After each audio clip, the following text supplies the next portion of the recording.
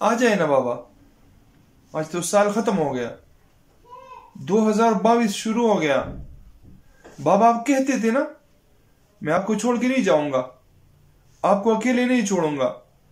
आपका बेटा देखो अकेला है बाबा, आप कहां चले गए, हमें छोड़ के चले गए। आप कहते थे ना कि कभी अकेला नहीं छोड़ूंगा। आप कहते थे ना बाबा कि गलत काम न करो, मैं नहीं करता बाबा। आप कहते थे ना तुम्हारे बुरे दोस्तों के साथ ताल्लुक न रखो, मैं नहीं रखता बाबा। आप कहते थे ना नमाज पढ़ा करे, मैं नमाज भी पढ़ता हूं बाबा। आप कहते थे ना कि आप मुझे फख्र करते। आप भी आज भी जब मैं बयान करता हूं, कुरान बयान करता हूं, हदीस बयान करता हूं, मिंबर पे बैठता हूं, लोग पूछते हैं कि किसका बेटा है। बाबा मैं आपका नाम लेता हूं, बड़े फख्र से लेता हूं। बाबा आ जाए ना, आप देखे तो ना, आप कहते थे जब आप मिंबर पे बैठते हो लोगों को अच्छी बातें करते हो, बाबा को अच्छा लगता है। तुम्हारी तो दिल की आरज़ू थी ना कि मेरा बेटा आलिम बने। तुम कहते थे ना कि तुम बहुत बड़ा काम कर रहे हो, मदरसा पढ़ रहे हो। बाबा मैं मदरसा पढ़ लिया, मैंने माशरे में हूं, लोगों के साथ हूं, तुम्हारे दोस्त भी मिलते हैं, साथी भी मिलते हैं।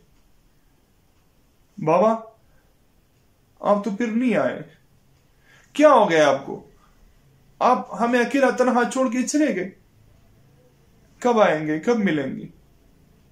बाबा मैंने आपका सर फख्र से ऊंचा किया है, कभी आपका सर नीचे नहीं होने दिया, कभी आपकी इज्जत पर आंच नहीं आने दी। बाबा हम फख्र करते हैं आप पर, बाबा हम फख्र करते हैं आप पर। मैं आपकी इज्जत का सबब हूं, आपके लिए जिल्लत का सबब नहीं हूं। बाबा मैं जब भी कब्रिस्तान आता हूं आपके सराहने में क्यों है, आप बात क्यों नहीं करते? बाबा आप तो हमें कहते थे ना कि हलाल कमाओ, हलाल खाओ। बाबा मैं हलाल ही कमाता हूं, हलाल ही खाता हूं। बाबा कभी मैंने ऐसी नौबत नहीं आनी दी कि जहां पर आपकी इज्जत और नाम को कोई नुकसान पहुंचे।